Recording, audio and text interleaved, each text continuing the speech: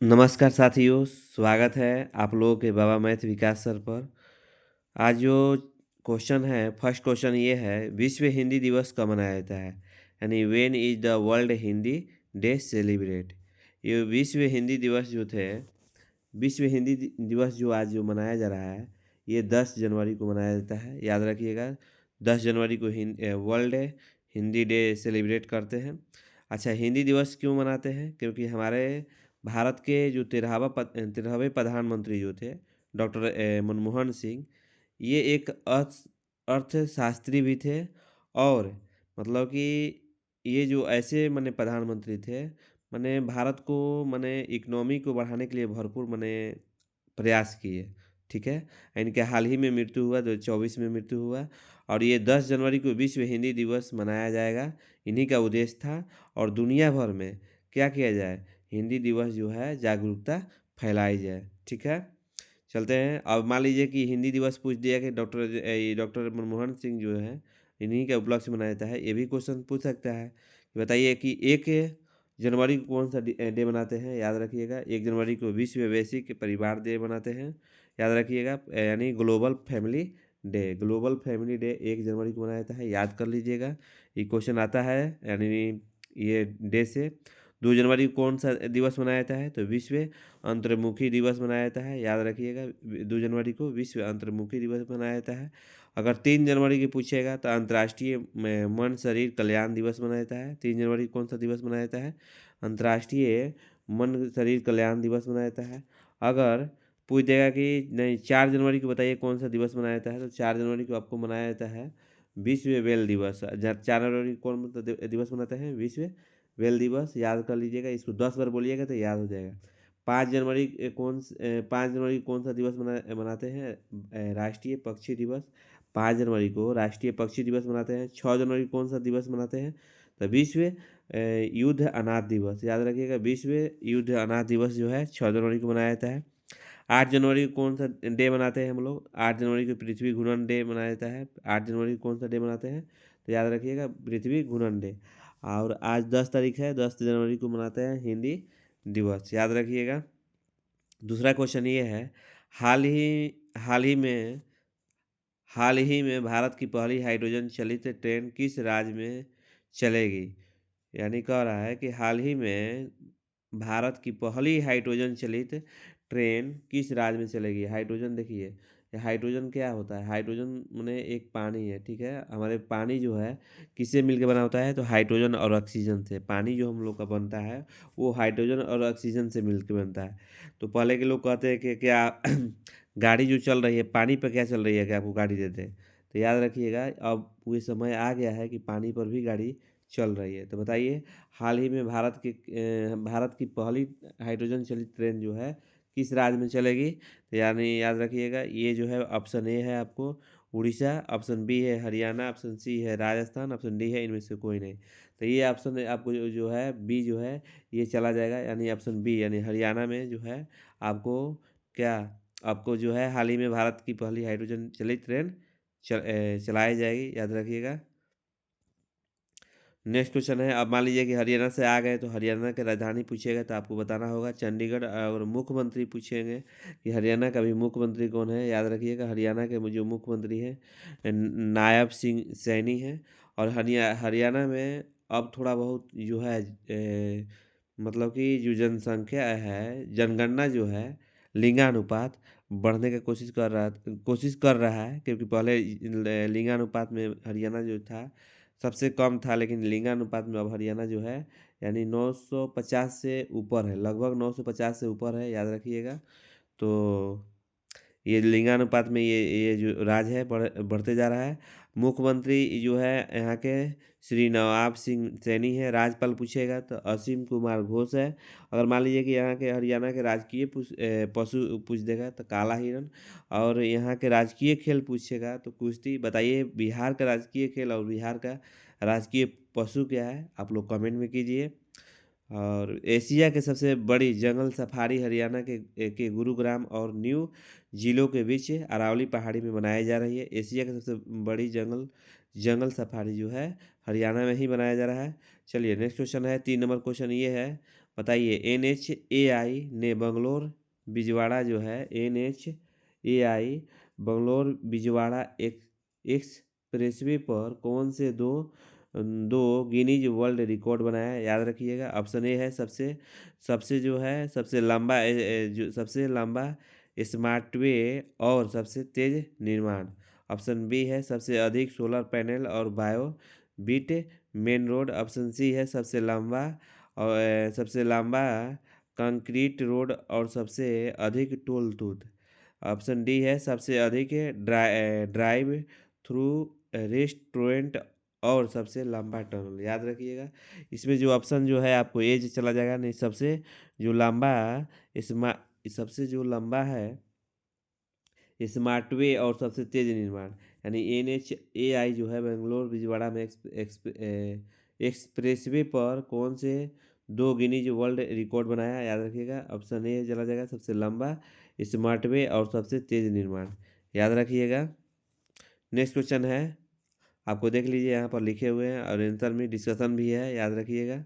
ये देखिए यह एक्सप्रेस 700 किलोमीटर लंबा और सिर्फ 18 महीने में बनकर तैयार हुआ। बच्चों के लिए समझ, जैसे कि तुम 1 साल के स्कूल में प्रोजेक्ट को पूरा करो, वैसे ही NHAI जो है 1 साल में कम में यह रोड बनाकर दिखाया गया। NHAI जो है 1 साल के ये NHAI क्या है, एक रोड है जो कि मैंने बहुत कम समय में क्या हुआ, कंप्लीट हो गया। चलिए नेक्स्ट क्वेश्चन ये है 4 नंबर क्वेश्चन। 2026 के गणतंत्र दिवस पर मुख्य अतिथि के रूप में कौन से यूरोपीय नेता आमंत्रित किए जा रहे हैं? तो याद रखिएगा। ऑप्शन ए जो है फ्रांस के प्रेसिडेंट और जर्मन चांसलर। ऑप्शन बी है EU के 5 राष्ट्राध्यक्ष। ऑप्शन सी है आपको इटली के प्रधानमंत्री और स्पेन के राजा। ऑप्शन डी है पोलैंड के राष्ट्रपति और हंगरी के प्रधानमंत्री। तो इसमें जो ऑप्शन जो आपको जो चला जाएगा ऑप्शन बी जो है, ऑप्शन बी जो है चला जाएगा, यानी यूए के 5 राष्ट्र अध्यक्ष जो है हमारे रिपब्लिक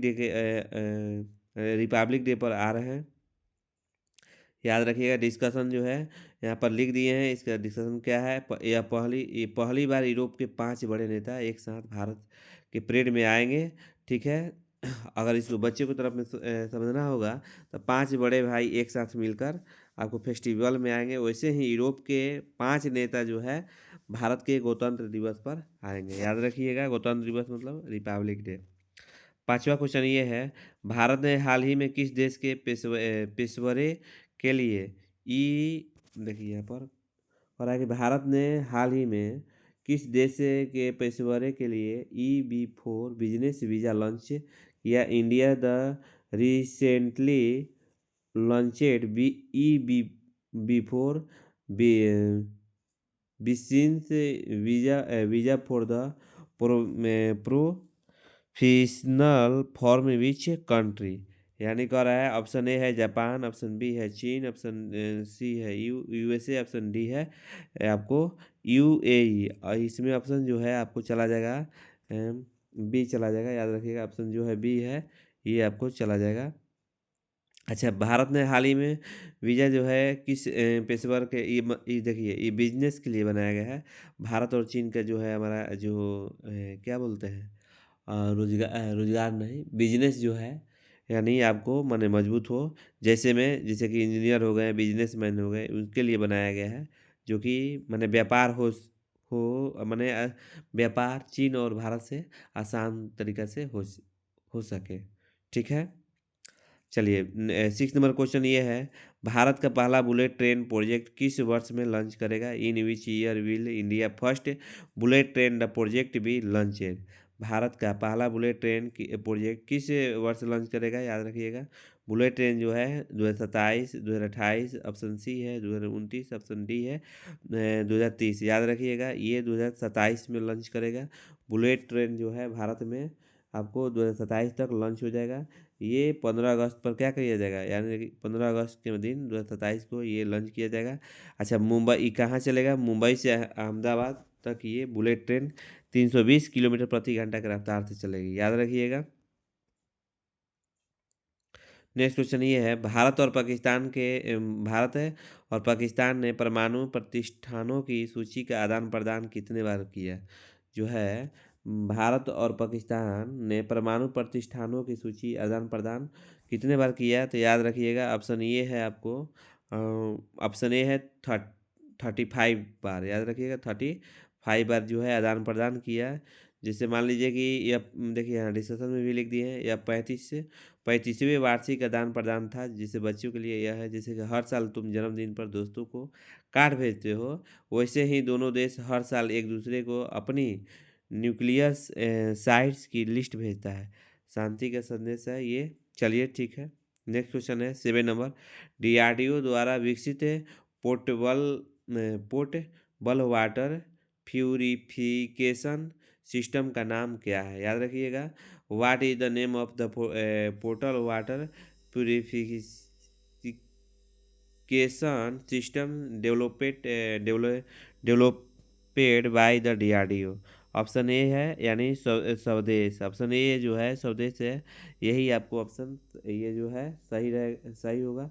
हमारे भारत के जो डीआरडीओ द्वारा ये विकसित किया गया है, ये क्या है कि सन से आपको जो है, आपको ये एक ऐसा यंत्र है, ऐसा एक मशीन है कि सन से पानी को हम क्या कर सकते हैं, क्लीन कर सकते हैं। देखिए यहाँ पर लिखा हुआ है, discussion solar water the decontamination system, यानी आपको याद रखिएगा, सैनिक के लिए सूरज की रोशनी से पानी शुद्ध करने वाला डिवाइस है। अभी बताएं, सैनिक के लिए सूरज के जो रोशनी से पानी क्या है डिवाइस आपको क्या कर देगा, क्लीन कर देगा। ठीक है।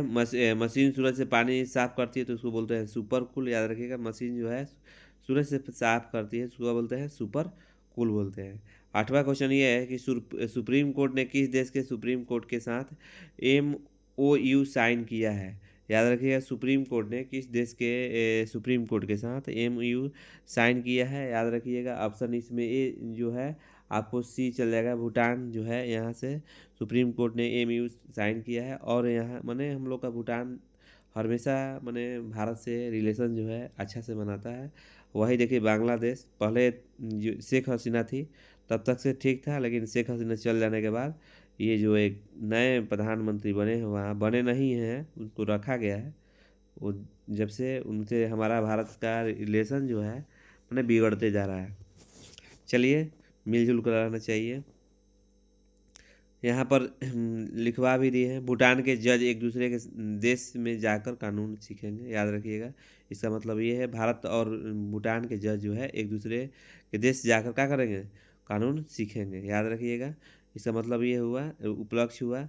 अच्छा 9 नंबर क्वेश्चन है, भारत ने हाल ही में किस देश के साथ 184 नई फसलें किस्म लॉन्च की? याद रखिए, भारत ने हाल ही में किस देश के साथ 184 जो है नई फसलें क्या की, लॉन्च की? तो अब ऑप्शन ए है आपको बांग्लादेश, ऑप्शन बी है श्रीलंका, ऑप्शन सी है नेपाल, डी है इनमें से कोई नहीं। अब तो ऑप्शन इसमें जो है डी होगा, इसमें कोई नहीं। 184 भी जो है ये नहीं। याद रखिएगा, भारत ने खुद के लिए 25 फसलें यानी 184 नई किस्में विकसित की है। ठीक है, याद रखिएगा, वैज्ञानिक ने नए बीज बनाए जो ज़्यादा उपज दे और सूखा से, यानी वैज्ञानिक ने ये जो है नया बीज बनाया है जो कि मतलब कि कम, मतलब कि पानी में हो जाए उपज। ठीक है। 10 नंबर क्वेश्चन ये है, जर्मनी के कौन से चांसलर ने हाल ही में भारत का दौरा किया? याद रखिएगा, जर्मनी के कौन से चांसलर जो है हाल ही में भारत से दौरा किए हैं? तो ऑप्शन ए है आपको ओल्फा सेल, ऑप्शन बी है एंगेला मार्केल, ऑप्शन सी जो है फ्रेडरिक मर्ज, यानी फ्रेडरिक मर्ज ने ये क्या किए हैं, भारत का जो है दौरा किए हैं। इनको आने का ये उपलक्ष्य है कि माने दोनों देश का व्यापार जो है माने तकनीकी सहयोग से दोनों माने व्यापार बढ़े। ठीक है, चलिए यहाँ पर ये भी लिख दिए हैं। अब आज जो है यहाँ से स्टैटिक साइंस जो है यहाँ पर जो क्वेश्चन 12-12 कराएंगे, ये जो एग्जाम में बार बार आया हुआ है, इसको देख लेते हैं क्या कह रहा है। बताइए, ऑप्शन ए क्वेश्चन नंबर 1 है, प्राचीन स्मारक संरक्षण अधिनियम 1904 किस वायसराय के कार्यकाल में पारित हुआ? याद रखिएगा, ऑप्शन ए है लॉर्ड कर्जन, ऑप्शन बी है लॉर्ड रिपन, ऑप्शन सी जो है लॉर्ड मिंटो, ऑप्शन डी है लॉर्ड चेम्सफोर्ड। याद रखिएगा, ऑप्शन ये जो है ये आपको सही चला जाएगा, यानी लॉर्ड कर्जन जो है आपको प्राचीन स्मारक संरक्षण अधिनियम जो है 1904 के किस वायसराय के कार्यकाल में पारित हुआ? तो लॉर्ड कर्जन के समय हुआ था। याद रखिएगा, यहाँ पर डिस्कशन में लिख दिए हैं। ब्रिटिश भारत ने में 1904 का यह अधिनियम प्राचीन स्मारकों की सुरक्षा के लिए बनाया गया है। जैसे बच्चों के लिए अगर समझना होगा तो जैसे कि तुम एक स्कूल में अपना पुराना प्रोजेक्ट सुरक्षित रखते हो, वैसे ही सरकार ने स्मारकों को बचाने के लिए कानून बनाया है। याद रखिएगा, ये लॉर्ड कर्जन थे वे जो बनाए थे। अच्छा, यहाँ इंग्लिश में भी एक्सप्लेन कर दिए हैं। अब चलिए, 2 नंबर क्वेश्चन ये है कि जलियांवाला बाग हत्याकांड की जांच के लिए ब्रिटिश सरकार के किस समिति को नियुक्त किया था? याद रखिएगा, जलियांवाला बाग हत्याकांड के जांच के लिए ब्रिटिश सरकार ने किस समिति को नियुक्त किया है? ए ऑप्शन ए है हंटर आयोग, ऑप्शन बी है साइमन कमीशन, ऑप्शन सी है रॉयल कमीशन। याद रखिएगा, ये हंटर कमीशन जो है जलियांवाला बाग हत्याकांड कब हुआ था? कमेंट में आप लोग मेंशन कीजिए। ऑप्शन ए चला जाएगा, यानी हंटर आयोग यहाँ पर लिख दिए हैं। 13 अप्रैल 1919 में ये जलियांवाला बाग जो है क्या हुआ था? हत्याकांड हुआ था। याद रखिएगा, 1919 में गठित इस आयोग ने जनरल डायर ने खिलाफ कार्रवाई की सिफारिश की। बच्चों के लिए अगर ये समझना होगा तो जैसे कि मान लीजिए कि स्कूल में टीचर किसी घटना की जांच के लिए कमेटी बनाती है, वैसे ही ब्रिटिश सरकार ने इस घटना को जांच के लिए हंटर आयोग बनाया था। चलिए, डिस्कशन भी यहाँ नीचे इंग्लिश में लिख दिए हैं। नेक्स्ट क्वेश्चन ये है कि भारत में मौद्रिक नीति तैयार करने वाला जो है संस्था कौन सी है? भारत में जो है, एक मिनट, हम भारत में मौद्रिक नीति तैयार करने वाला संस्था कौन सी है? ऑप्शन ए है आरबीआई, यही ऑप्शन सही है। आरबीआई जो है आपको यही आपको सही है, जो कि मौद्रिक जो है नीति तैयार करता है। तो यहाँ पर देखिए, आरबीआई हर 2 महीने में ब्याज दर यानी मुद्रास्फीति आदि तय करता है। जैसे कि मान लीजिए कि बच्चे अगर ये बात में समझेंगे कि तुम्हारे घर में पेरेंट जो है खर्चा का बजट बनाते हैं, वैसे ही आरबीआई हमारे देश के जो है मनी बजट बनाता है। नेक्स्ट क्वेश्चन ये है, बताइए माउंट एटना का एक प्रसिद्ध सक्रिय ज्वालामुखी है जो किस देश में है? ये हमेशा सक्रिय ज्वालामुखी है। ये जो बताइए किस किस देश में स्थित है? ऑप्शन ए है इटली, ऑप्शन बी है ग्रीस, ऑप्शन सी है स्पेन, ऑप्शन डी है पुर्तगाल। यानी ऑप्शन ए चला जाएगा, यानी इटली जो है माउंट एटना जो है प्रसिद्ध सक्रिय ज्वालामुखी है। ठीक है, चलिए यहाँ पर देखते हैं नेक्स्ट क्वेश्चन। ये आपको बताइए, कपास की खेती के लिए कौन सी मिट्टी सबसे उपयुक्त है? ये क्वेश्चन बार बार आया है, यानी रेगुर। ऑप्शन ए जो है चला जाएगा, ऑप्शन ए जो है आपका क्या होगा? कपास की खेती के लिए कौन सी मिट्टी चला जाएगा? तो ऑप्शन ए, इसको ब्लैक साइल कहो, अच्छा है रेगुर मिट्टी कहो, बात एक ही हुआ। तो याद रखिएगा, ब्लैक साइल एक काली मिट्टी भी कहते हैं इसको, पानी धारण करती है और कपास के लिए परफेक्ट है। ठीक है, नेक्स्ट क्वेश्चन आज का है 6 नंबर, भारत का पहला राष्ट्रीय उद्यान कौन सा है? भारत का पहला राष्ट्रीय उद्यान कौन सा है? ऑप्शन ए है जिम कॉर्बेट, ऑप्शन बी है बांदीपुर, ऑप्शन सी है कांजीरंगा, ऑप्शन डी है पेरियार। तो इसमें ऑप्शन ए जो है चला जाएगा जिम कॉर्बेट। याद रखिएगा, जिम भारत का पहला राष्ट्रीय उद्यान कौन सा है? तो जिम कॉर्बेट है। ठीक है, यह 1936 में बनाया गया यह पार्क उत्तराखंड में। अगर मान लीजिए पूछेगा कि जिम कॉर्बेट किस राज्य में है, तो आप बताना होगा कि आपको उत्तराखंड में। नेक्स्ट क्वेश्चन 7 नंबर ये है, भारतीय संविधान के अनुच्छेद मौलिक अधिकार का वर्णन है किस में? अनुच्छेद मौलिक अधिकार का वर्णन है, ऑप्शन ए जो है चला जाएगा, यानी 12 से 35 जो है मौलिक अधिकार का क्या है? वर्णन है। ये क्वेश्चन बार बार एग्जाम में आया हुआ है, देख लीजिएगा, इसको याद कर लीजिएगा। 8 नंबर क्वेश्चन ये है कि बताइए कि भारत का सबसे लंबा राष्ट्रीय राजमार्ग कौन सा है? ऑप्शन ए है NH-44, NH-7, ऑप्शन सी है NH-8, NH-2। बताइए भारत का सबसे बड़ा जो है, भारत का सबसे लंबा जो है राष्ट्रीय मार्ग कौन है? तो NH-44। याद रखिएगा, ऑप्शन ए है जो आपको चला जाएगा। नेक्स्ट क्वेश्चन ये है कि किस वर्ष में भारत ने अपना पहला परमाणु परीक्षण किया था। परमाणु परीक्षण जो है भारत ने पहले किस वर्ष किया था। 1974 में, ऑप्शन बी है 1962 में, ऑप्शन सी है 1980 में, 1998 में। बताइए किस वर्ष जो है भारत अपना पहला परमाणु परीक्षण किया था। तो ऑप्शन ए है जो चला जाएगा 1974 में। याद रखिएगा 1974 में ये आपको आंसर जो है चला जाएगा। ठीक है, नेक्स्ट क्वेश्चन ये है, आपको बताइए कि भारत का राष्ट्रीय गीत कौन सा है। ऑप्शन ए है वंदे मातरम, ऑप्शन बी है जनगण, ऑप्शन सी है सारे जहां से अच्छा, ऑप्शन डी है मेरा भारत महान। तो इसमें भारत का राष्ट्रीय गीत आप लोग का सबको मालूम हो जाएगा, होगा वंदे मातरम। आप बताइए कि थी कमेंट में मेंशन कीजिए कि वंदे मातरम भारत के किसने क्या किया था। वंदे मातरम भारत किसने बनाया था, याद रखिएगा। इस भारत का राष्ट्रीय गाना और राष्ट्रीय गीत जो है वंदे मातरम किसने लिखी थी, तो आपको कमेंट में मेंशन कीजिए। ठीक है, चलिए 11 नंबर क्वेश्चन ये है कि हाल ही में बताइए, हाल ही में किस नहीं हाल ही में नहीं सॉरी किस वर्ष में भारत ने अपना पहला उपग्रह आर्यभट्ट लॉन्च किया था।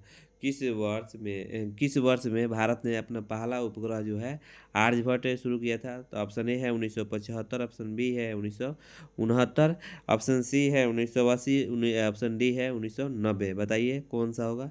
तो ये आपको जो है 1975 ऑप्शन ये है जो चला जाएगा, ऑप्शन बी जो है गलत है, ऑप्शन सी है ये भी गलत है, ऑप्शन डी जो है ये भी गलत है। यानी ऑप्शन ए है जो 1975 चला जाएगा। 1975 यानी 19 अप्रैल में सोवियत रॉकेट से ये जो है आर्यभट्ट जो है हमारा मैंने लॉन्च किया गया। सोवियत मतलब कि रॉकेट किसको बोलते हैं, सोवियत मतलब कि रूस से।